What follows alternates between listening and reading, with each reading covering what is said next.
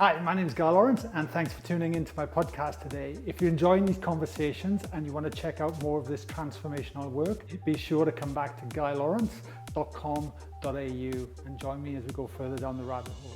Enjoy the show. Paul, welcome to the podcast. Thanks so much for having me. Good to meet you. Likewise. Now, I always ask on the show, Paul, if you were on an airplane and a complete stranger asked you what you did for a living, what would you say? I guess it would take the whole flight and probably an international flight. To say it in a few words, I use a lot of different means, but primarily expanded consciousness so that people can really reconnect with themselves. I think we, or society, the world is so outward focused. We need to turn inward and look for answers within ourselves, and not from our mental mind, but from our heart and our very own soul. And it's become hard for us to hear what it is our hearts and souls are saying. And rather than having someone be dependent on someone else to give them answers, I have a lot of tools I can offer someone to learn to listen to their own heart and their own soul so they can live from there.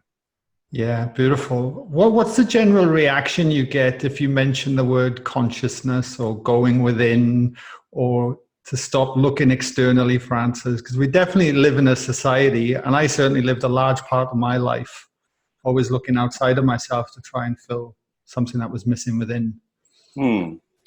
I've seen a big change. I began this work in the early 70s. Oh, wow. Yeah. And as I trained and reached out as a professional, I started doing hypnotherapy. And there are really two schools of thoughts with hypnotherapy. One is that the therapist offers suggestions to the more highly suggestible person to affect change in the person's life. But the other and somewhat underused aspect of hypnotherapy is that in hypnosis, and so people so misunderstand what hypnosis is, that was the biggest challenge early on. I think there's more understanding, more research now. But the other thing that happens in hypnosis is that a person's consciousness expands beyond the limits of their mental mind. Right? And I think that's a better way to explain what hypnosis is, and it's a very underused aspect of what it is. And once you achieve that more expanded state of consciousness, then you can do things like parts therapy, facilitate a dialogue with different parts or aspects of yourself, including the wise one within, and you can do regression with the person. So regression isn't a guided session, and it's not a reading about their past lives or something, but it's a way to access the memories that are stored in the person's body, in their deeper mind or subconscious mind, but also access the memories in the soul. And that's where the real value is, I believe. You know, we have lifetimes of experience as a spiritual being, as a soul. And once we join with this human body and human mind, we get that amnesia. We forget who we are and why we came here. And so, especially with regression therapy, we can remember many of our previous experiences that we can learn and grow from. We can remember why we came and what we came here to do. So we can live much more intentionally. And I love it because it isn't someone telling me you should do this or this is what you're here to do. When it's a true remembering from within, it's much easier to own it and also then to live it. Sure. You know, it's really fascinating, Paul. Like for me, if I had heard you say that 10 years ago, it would have just felt completely removed. You know, like, and I was always in my thinking mind and trying to solve everything from my thinking mind. I was completely disconnected from my body and had no idea there was wisdom in there, or even the word soul felt like just completely foreign to me. Yeah. And it's only from having certain life experiences along the way, which I've spoke about before in the podcast, has really want me to lean into this and start to look within. But I also think there's a great fear for many people to start looking in the first place. Why do you think that is? Well, I see it with regression therapy. Besides the confusion about hypnosis or how regression works, is I have to say people do come in with a preconception or a concern about what they might find. Have they been a bad person in their life? Did something bad happen that they've forgotten? So I think that's a common fear. The truth is, we've all done things that we aren't proud of. But Earth really is a school. We're here to learn and grow. As a soul, we make a very conscious choice to come with great intention on what it is we want to work on, what we want to learn. And although it might seem scary at first to start to explore that, once you know, it really transforms your life in a very positive way. I'll never forget, I had a very successful businessman, I think he was in investment and insurance, come in for these sessions. I believe it was a stretch for him. He'd had some, he'd lost his wife, and I think that was the beginning of his search. And he had a really good past life regression that we did in preparation for his life between life regression, to go back to that time when you're not in body, but you're a soul and spirit preparing to come back into body. And he came for that session and wasn't able to successfully get into that state. And we talked about it after. And he really had a deep concern that if he actually made this journey to find out who he is and why he's here, that his entire life would change and that he would lose everything important to him. His work, his money, his family. I said, you know, I understand the concern, and you need to know if you're ready to do this or not, but I've never had the experience where someone lost everything important to them. Values change, focus changes, but really only in a very, very positive way. Yeah. You know, I started this work very early. I was in my 20s. And 20 years ago, I got struck by lightning.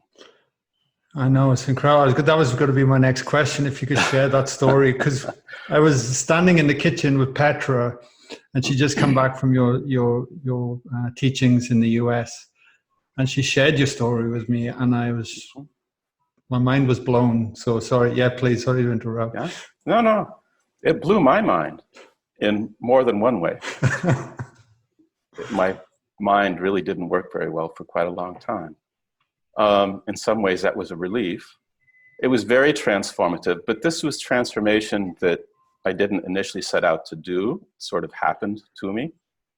And I think that when these kinds of events occur, it can lead to our demise, or it can lead to us learning and growing and sort of rising up out of it, gaining something from it.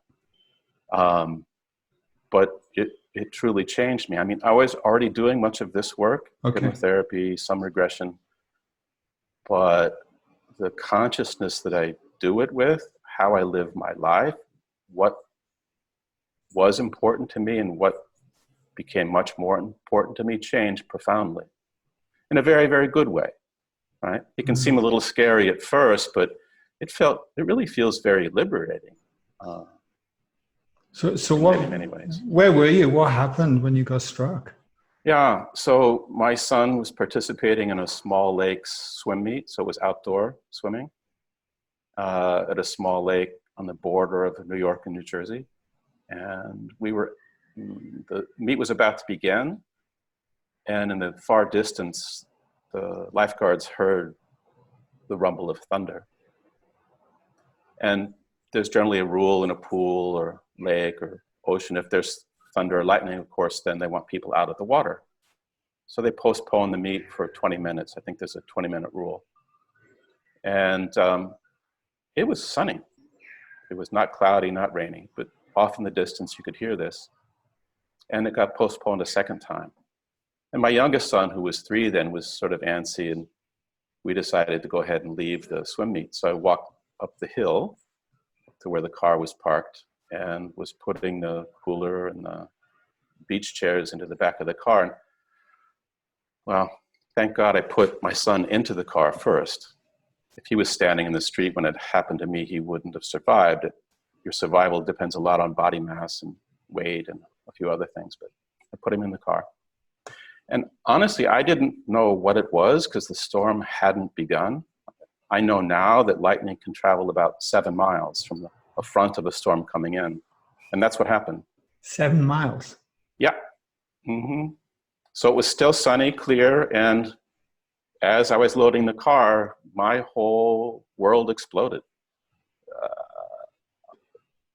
White light, not the good kind, like being in lightning or next to it, and the loudest explosion you could ever possibly imagine. You know how loud thunder can be, but it's when it's right there. So I just knew something exploded, and then I began to be electrocuted. I was standing in the street.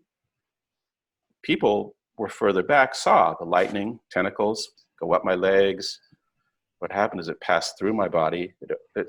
There's always an entrance and an exit with lightning. So it went up my legs, inside of me, came out and arced here between my arm and chest, went through my hand, blew the keys out of my hand. It went into the car, melted out the wiring system in the car, went off the front of the car as ball lightning and knocked another person down.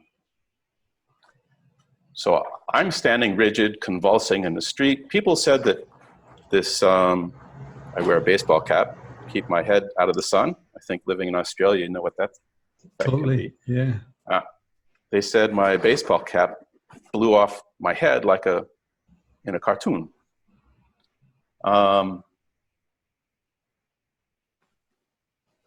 So rigid, convulsing.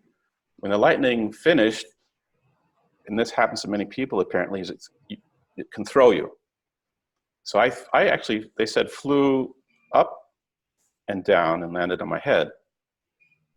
And there's about, I'm not sure exactly how long, I was gone because it was sunny when it happened. I had enough time during the electrocution to realize I was being electrocuted. I thought, well, I couldn't really move, but I said, I have rubber sandals on, I should be insulated, but I wasn't. And I wondered, there were power lines overhead. I wondered if it was coming from there, if a transformer had exploded, what it was. I didn't know it was lightning. When I woke up, I was in water about this deep. Wow. Hail, rain, I mean, it's a huge storm. People's phones weren't working. There were trees down. It took the ambulance 45 minutes to get there because the roads were blocked by fallen trees. Most hospitals don't know what to do with you if you survive a lightning strike because many people don't. They brought us to a hospital. My son was fine. He heard me screaming, but he was. Where was your son at this point? He was inside the car. So he was insulated, he was protected. So he saw it, he heard it, but he wasn't affected by the lightning. They did a lot of tests at the hospital, didn't really know what to do, and after a few hours released me. And I was brought home. The next morning, I felt as though I'd been run over by 100 dump trucks. My whole body ached from having convulsed like that. I called my insurance company. At the time, I had not very good insurance, and they had a clause that if you didn't call within 24 hours, they didn't have to cover you for your emergency room visit. So I called, don't know how I remembered that, but I did. They were shocked, kept me on the phone forever, asked me a lot of questions.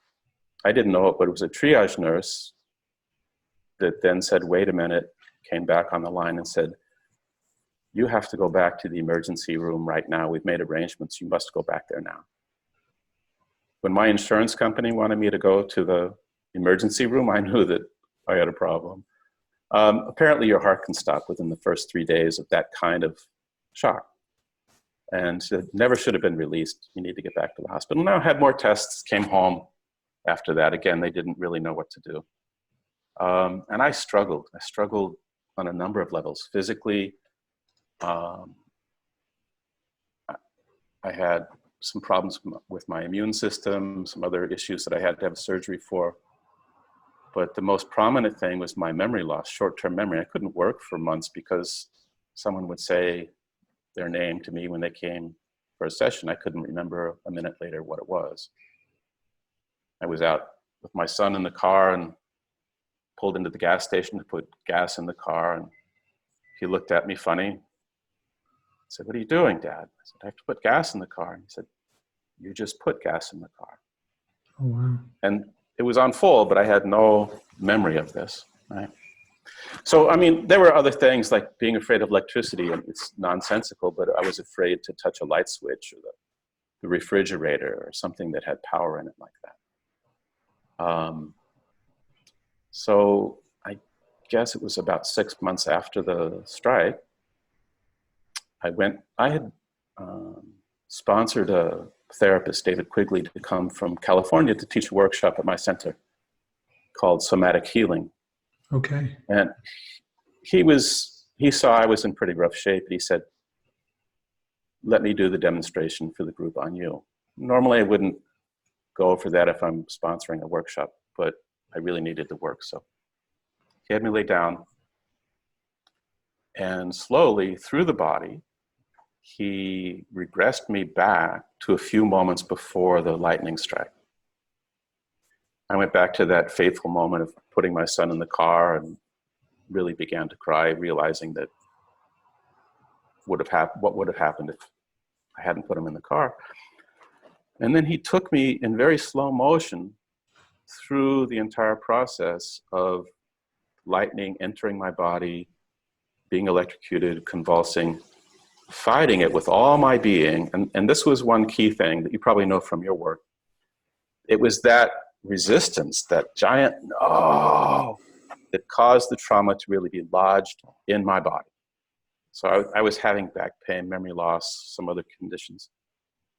And this is where the therapist said, "Okay, now this time, welcome it. Don't fight it." Very counterintuitive. But it was in the welcoming of it that helped release what was stuck in my body, right? So was it scary to consider going back there? Yes, but I was pretty desperate to go back and work on this.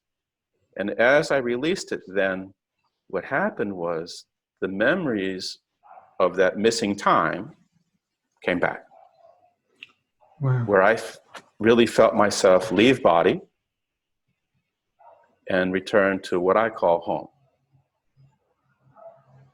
That's where the real transformation came. After awakening that next morning after the lightning strike, I knew something was different. I felt different. I knew I'd survived something very scary, but I didn't know what had happened. And so it was during that regression that those memories flooded back of being out of body and not being dead, of still being conscious, of making this return journey back to home. I didn't see angels per se, people talk about this, or light beings really, but I felt completely enveloped in unconditional love. And it's something I think that we strive for or want to exhibit or experience or long for. And I experienced that. And it's something I carry within me. I know it exists. I've had the experience, and I have a more capacity to live that, having experienced it. It's really beyond description.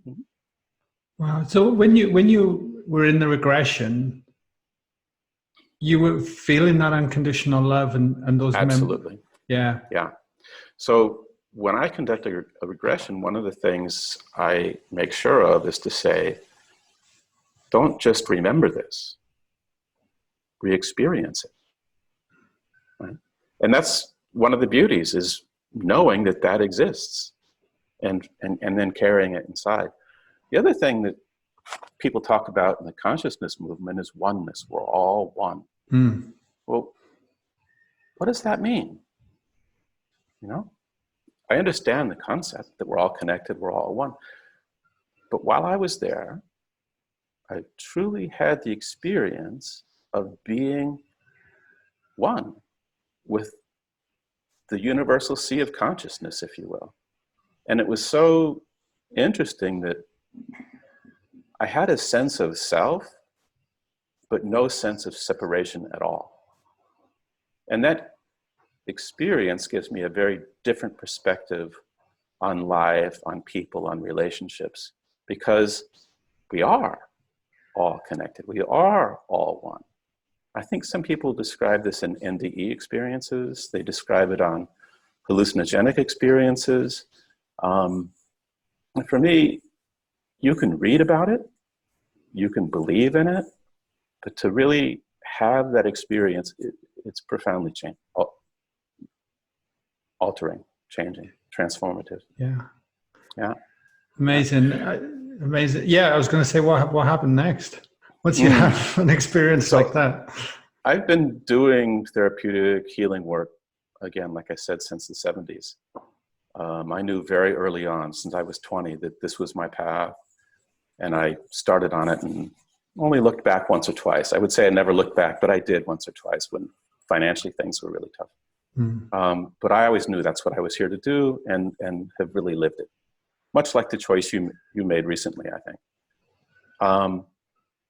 And so I didn't have the typical life review that some people talk about, or some of our past life regression or life between life regression clients have. But I had the experience of feeling the appreciation from all those people whose lives I touched in the therapeutic work that I'd done since early on. And it's nice to get paid for our work, but there's nothing as valuable or meaningful as feeling that, knowing you've had that kind of impact or effect on someone. And there were hundreds, thousands really. And it's hard to describe, but just feeling that kind of waves of that. That was really a beautiful experience too. And then there were a few personal, meaningful messages. And one has really become a theme of how I live and what I teach. And that was a simple message, really. It was listen. Listen. And they said, well, you have a very good mind, but you depend way too much on it. Listen. Listen to your heart. Listen to your soul. Listen to us. Listen to your guides. And I didn't have a clue. I was good at what I did, the techniques and caring, but to really turn inward and listen, that was new for me. And so I've really worked on that and developed methods to do that myself and to teach other people how to listen to their body and what the message is when they're ill or there's some discomfort. And then to go even further past that, to listen to the heart and listen to the soul. Listen. So, and I've got to ask, because this question came up in a workshop for us the other week, and I thought, wow, it was such a good point. And the question was like, do we have to hit rock bottom or tragedy or be struck by lightning to have these profound experiences to be able absolutely to then, not. Yeah. No.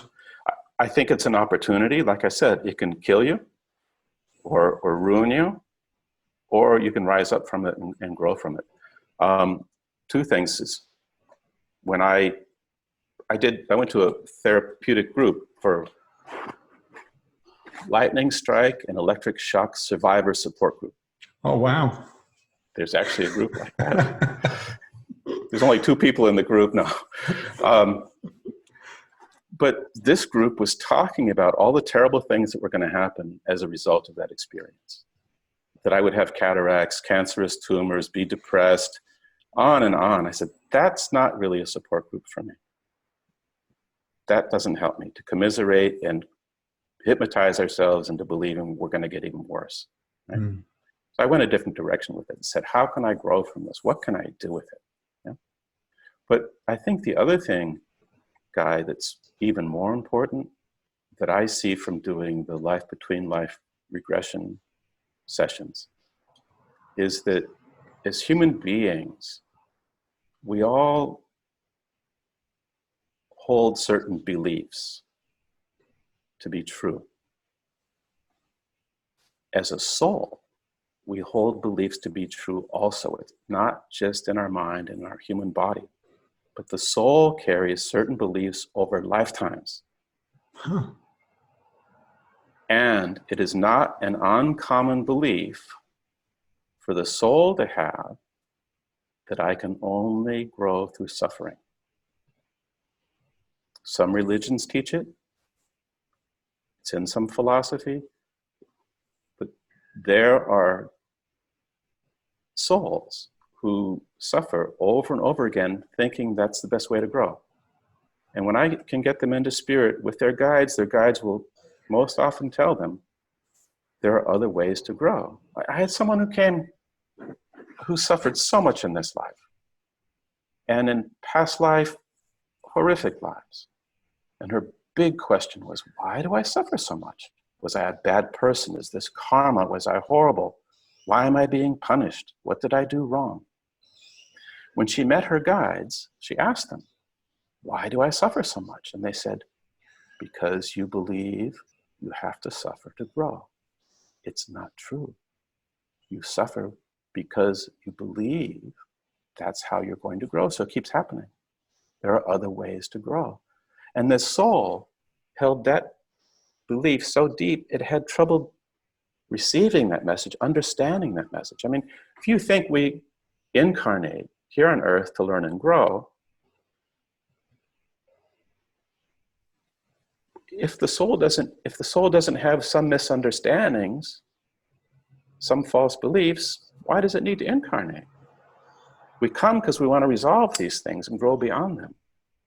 And we do it over and over, right? So I think helping someone access, well, it's three things really in the work I do. One is stored emotions. I'm sure you do it too in your workshops. But it's the emotions that we carry in our bodies. But I see it in past life. Someone is killed because they were trying to help someone and they were misunderstood.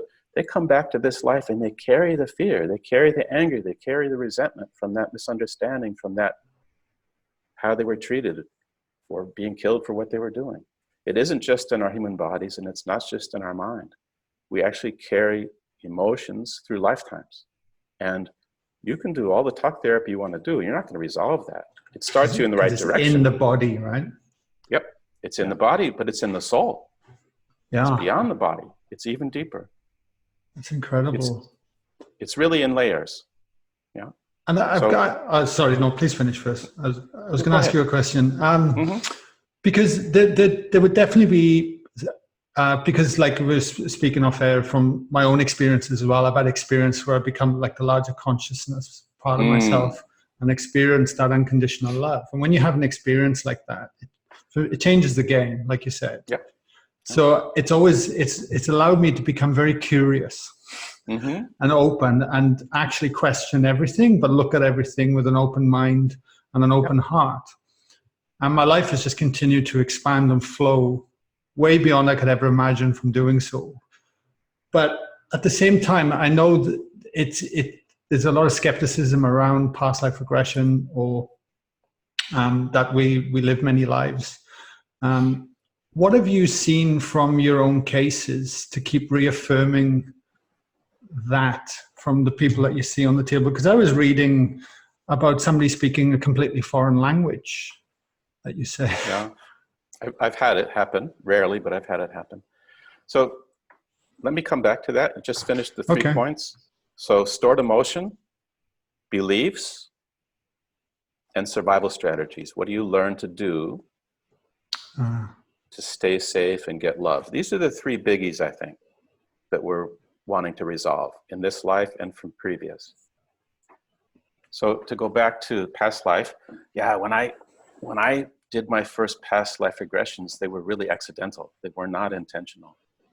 I was working in a medical office, chronic illness, chronic pain, patients that were in great pain. I worked there 5 years. It was some of my best training, really, because nothing I learned or was doing was working. So I really had to come up with something more effective. I couldn't stand seeing people feel better for a day or a week and back again. And so I was doing hypnoanesthesia and pain management. And one of my patients who wasn't, I mean, past life regression was not part of her frame of reference or belief system. She was an educator. I'm doing something called Burmese method, where we have them focus on the pain. In her case, it was the right shoulder. And they imagine the pain as a ball, and they shrink the ball down, and as they shrink it, then often they get relief from the pain. And so I have her focus on this in hypnosis. And she starts to describe the scene of being a slave, stealing food for her starving son, because there's not enough food for everyone. She's stealing bread from the master's house. He catches her and beats her to death. In the process, stomps on her shoulder and crushes the shoulder. I didn't know how to facilitate a regression, but I knew enough to just keep her telling the story and going through it until we got to the end, and she came out. I didn't know if she'd had a psychotic break, if it was fantasy, allegorical. I really didn't know what it was. She didn't know what it was either. But she said, my arm doesn't hurt anymore. And she had chronic shoulder pain for 7 years. They'd done immobilization, pain meds, physical therapy. Now they wanted to do exploratory surgery. Let's see what's going on in there. We don't know. She said no. So she came to me, magic bullet, 1 session hypnosis. She said, it doesn't hurt anymore. I said, well, come back next week. And she came back 2 weeks later. She said, no, I'm bowling again. My arm is fine. Was she a slave? Was she killed? Did he stomp on her shoulder? I don't know. All I know is her condition improved. We got the result we wanted. So I said, well, I'm not trying to sell past life or convince her of anything. Fine. But it happened 2 times, 3 times, 4 times, 5 times. I said, no, I need to learn how to do this and see what's going on here. And so started practicing it. I kept it separate from the medical practice because, back in the, when would that be? Mid-90s. That was before, I don't remember if Many Lives, Many Masters was out yet. But anyway, it was still so woo-woo. I kept it separate until I think Brian Weiss wrote more, Michael Newton, a few others, Dolores Cannon, and people started coming sort of out of curiosity. I don't think most people look at it as a therapeutic treatment, and it really is, but more out of curiosity. I wonder if I had a past life or not, right?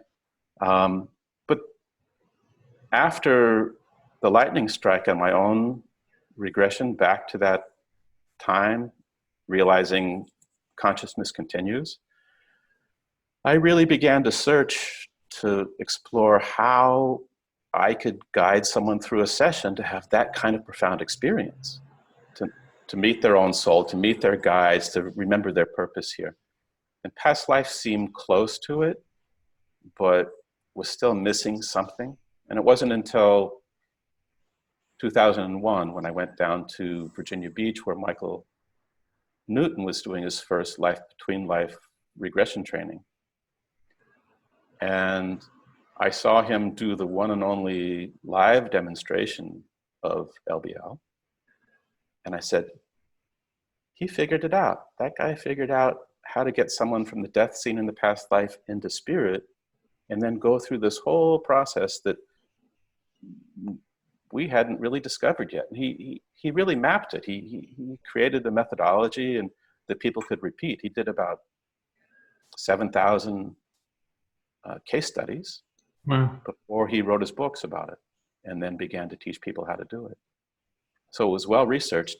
And for me, that's really the most effective way I know to be able to get someone into that expanded state of consciousness, to remember who they are, to experience themselves as the immortal being that they are, and interact with guides and loved ones that are there to love us and support us and help us with this process. Yeah, incredible. Did you do I remember I got in my notes about a pilot study with 20 near-death Yeah, experiences. What right. was that about? So because I have this interest because of my own near-death Mm. experience, about 10 years ago, there's a cardiologist that came down from Canada to study with me. Took my training in hypnotherapy and in regression therapy. And he has a curiosity about it. As a cardiologist, of course, he sees people die, he sees people revived, and he hears these fantastic stories from patients about meeting loved ones or being sent back or going into the light, feeling unconditional love. And so he organized a pilot study with 20 of his sudden cardiac arrest patients that had told him some of these stories and asked me to come and regress them back to that time when their heart stops and before they're resuscitated. So we had 20 patients. Some of them were resuscitated very quickly within 1 or 2 minutes because they were in the hospital. One of the 20, it was actually over an hour that she was in the wilderness on a kayaking trip An and hour. was with, yeah. So she was with other doctors and nurses, and there was no cell phone, so they had signal. So they had to get her on a boat and get her to a place where there was a signal.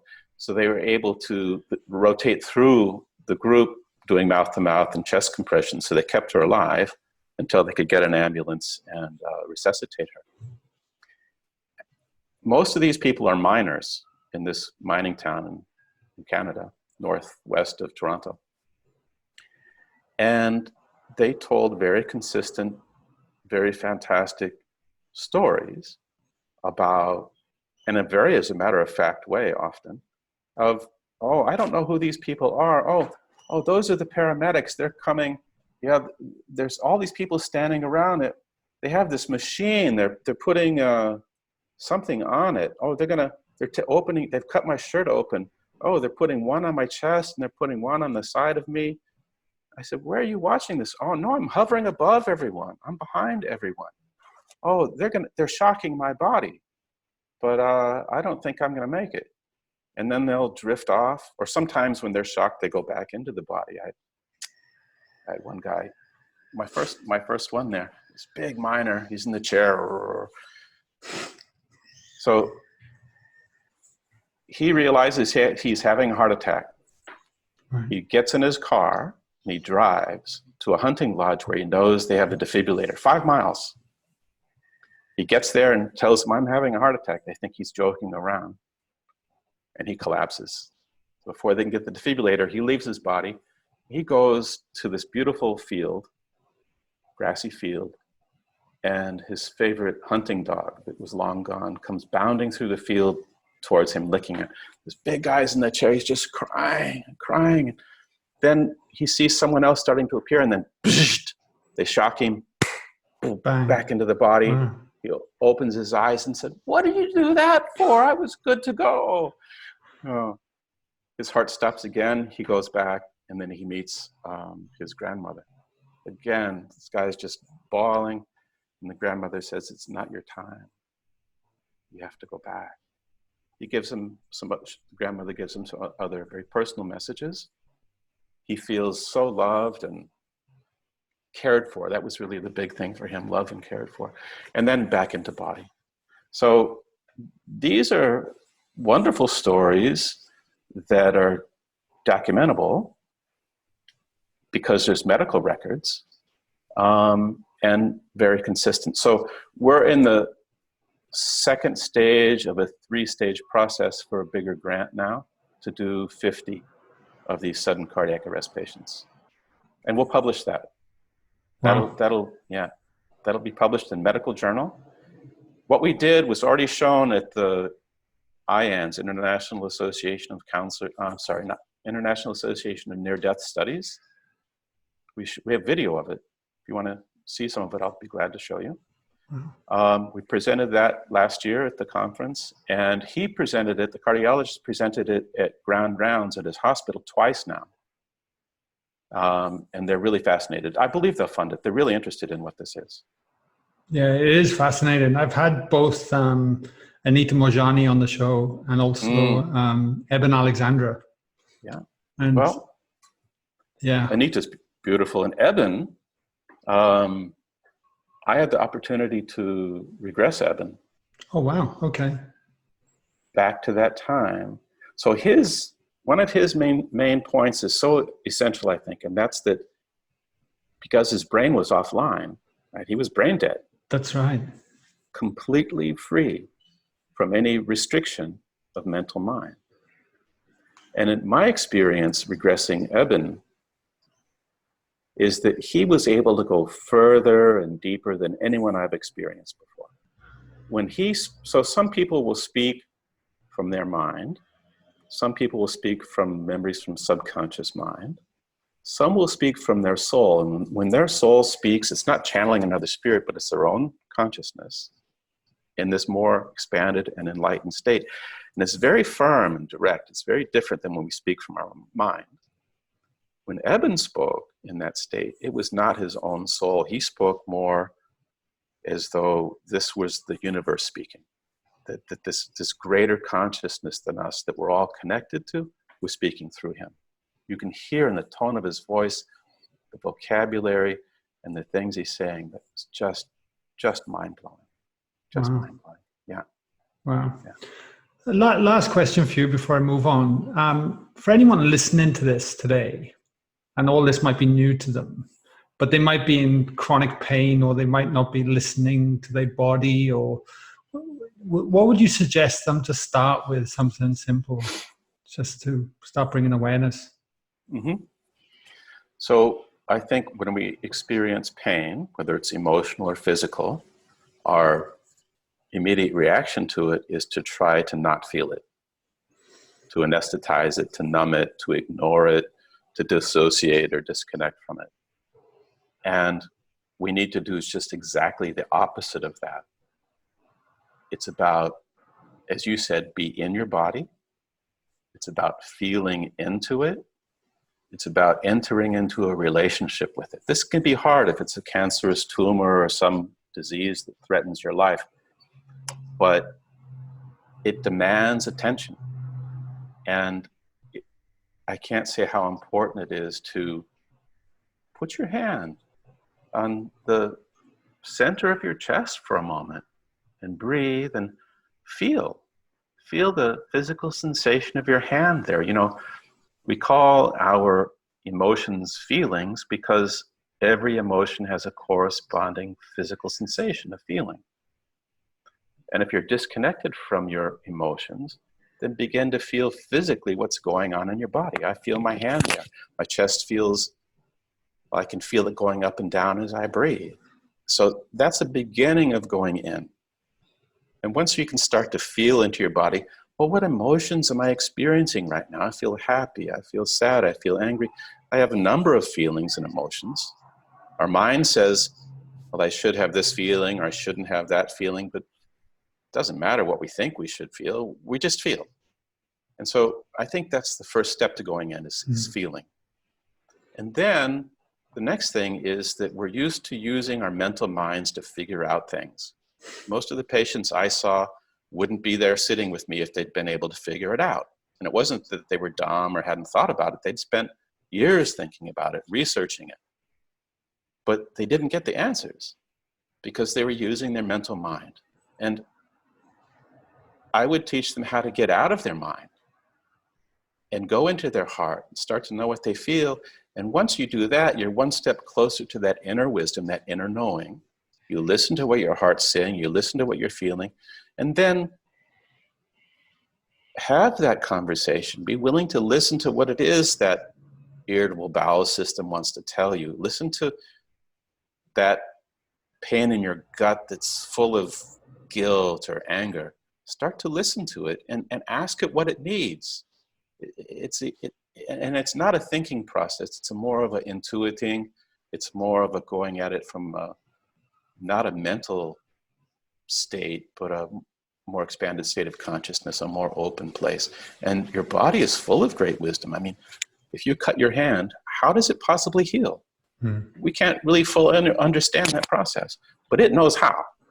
So trust your body knows, trust there's something in you that knows, and start to begin to learn to listen to that. It will tell you. You just have to listen. Beautiful. And when you think of the way we live in Western society now, we're so, we're so busy, we're so disconnected, we're so connected to external, the internet, social media, stress. We barely give ourselves permission to stop and start to listen. Yeah, we're all on our way to becoming ADD, I think. Here I am with my phone, my laptop, my headset, But I also have hope, as I've been in this field a long time, and I see a growing interest in altered consciousness. I see a growing interest in expanded consciousness. I see many more people talking about and many more books about near-death experiences and greater consciousness. And that's encouraging. We need it so much. But I think it is growing. I really do. Yeah, absolutely. Yeah. I mean, even from what we're doing, we're seeing that, it's just incredible. Well, here you are in Australia asking me about these things, and you're going to reach out to how many people with this? I think it's fantastic. Yeah, absolutely. Exactly. Yeah. So I ask a few questions on the show every week. And this one you probably would have touched on, but I'll ask it to you anyway.